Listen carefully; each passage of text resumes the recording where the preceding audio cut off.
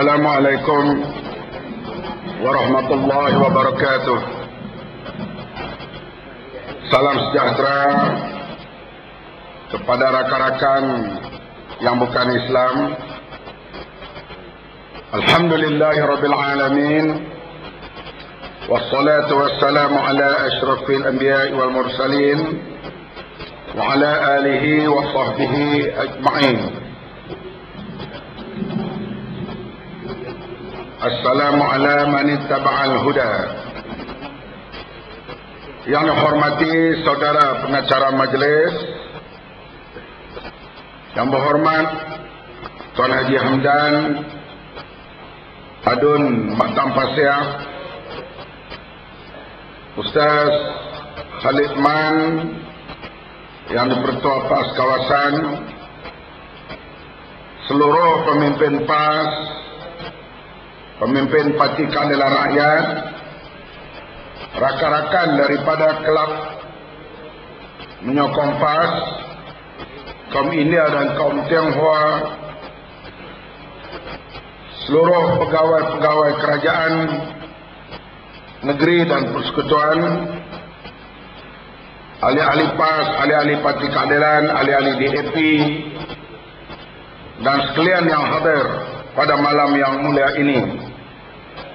Alhamdulillah, sekali lagi kita dapat bertemu di Dewan ini. Dalam setahun kita memerintah, Dewan ini digunakan oleh berbagai pihak.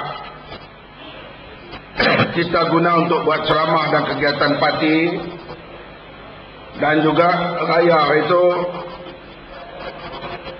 Mak Nur Yaakob juga guna Dewan ini untuk buat jamuan bagi kawasan parlimen Tasik Gelugok. Kita mau macam itulah Dewan ini. Kalau ada ruang UMNO nak guna. Kalau ada ruang kita guna, kita boleh guna. Ini hak rakyat. Bukan macam pemerintahan Jakun dulu. UMNO saja boleh guna. Parti lain ni macam parti komunis. Itu pemerintahan pelak macam tu, kita tak marah. Kita mau biarlah hadirin sekalian, kalau ada ruang pakai guna. Asalkan pertubuhan itu pertubuhan halal dan ianya bukan pertubuhan haram. Hadirin yang dihormati sekalian, memanglah berita 2-3 hari ini saya mengalami berita-berita tergempar. Yang pertama, berita waran tangkap, riuh habis. Bila keluar warta berita waran tangkap, isteri saya telefon, awak kena tangkap. Apa pula? Kata pi Pulau Pinang untuk bicara, pasal apa tak pergi mahkamah. Dia ingat aku balik hak muda sini kot. Hadirin sekalian, waran tangkap, isteri saya dia tak susah hati. Dia dengar selalu dah. Tapi dia SMS asal pasal ni lah, public apa ni, PBA ni, bekalan ayam ni. Dia kata kalau dia padu hingar, dia kata sikit, elah untuk abang berhenti lah. Elah menyatu, cek apa boleh ganti bayar.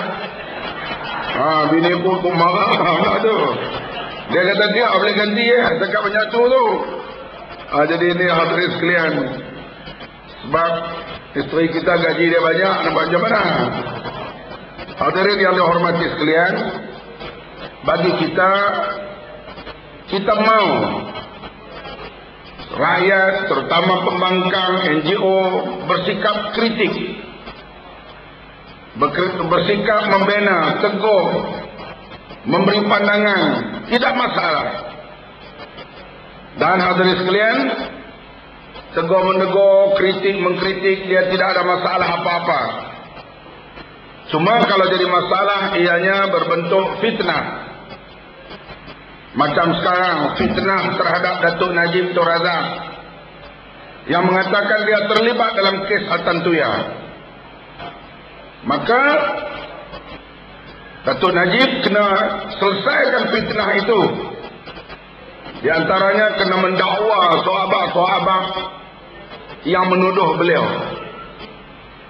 Saya yakin hadirin sekalian dalam masa terdekat ni Najib Razak tak berani pergi negara Eropah. Kalau dia pergi jenuh kepung, dia nak hadapi serangan wartawan di sana. Ini yang Perdana Menteri kita hadapi dan dia kena selesaikan. Yang inilah patutnya wakil rakyat UMNO di sini kena fikir macam mana nak selesaikan imej Perdana Menteri kita yang kita kasihi, yang dilanda dengan tuduhan mengatakan dia terlibat dalam kes Al-Tantuya. Hadirin sekalian, kita pun tak tahulah nak ceramah derah-derah pun. Kita ni kita syok lawan dengan orang yang kuat. Tapi kita nak lawan pun puak yang makin lemah. Sampai nak lawan pilihan raya pun tak berani. Ni kira paling pelik lah hadirin sekalian. Dan dah lah tak mau pilihan raya, ketua pula ambil main orang bagan Datuk. Amboi, takkan pertinggai Pak Lah buat macam tu. Sampai Pulau Pinang ni ambil orang bagan Datuk nak jadi ketua. Kita bukan bersikap asabiah, tak ada masalah. Itu parti mereka, mereka hak mereka untuk lantik siapa saja menjadi ketua di sini. Tetapi hadirin sekalian, kita tidak tahulah sama ada berunding dengan Pak Lah atau tidak. Yang Pak Lah masih lagi menjadi ketua perhubungan UMNO di negeri Pulau Pinang ini. Walaupun masa saya berceramah dulu kadang-kadang tuan-tuan ingat melawak. Tapi UMNO ni kalau dah jatuh, kesian hadirin sekalian jadi sopak kemuk. Pak Lah tak lama lagi tok siap masjid pun tak menang kalau bertanding di masjid Kepala Batai tu. Ini hadirin sekalian nasib bila sudah tak ada jabatan dalam UMNO. Sebab saya biasa jumpa banyak, saya biasa jumpa menteri-menteri yang bekas menteri ni. Di antaranya yang terkenal top sekali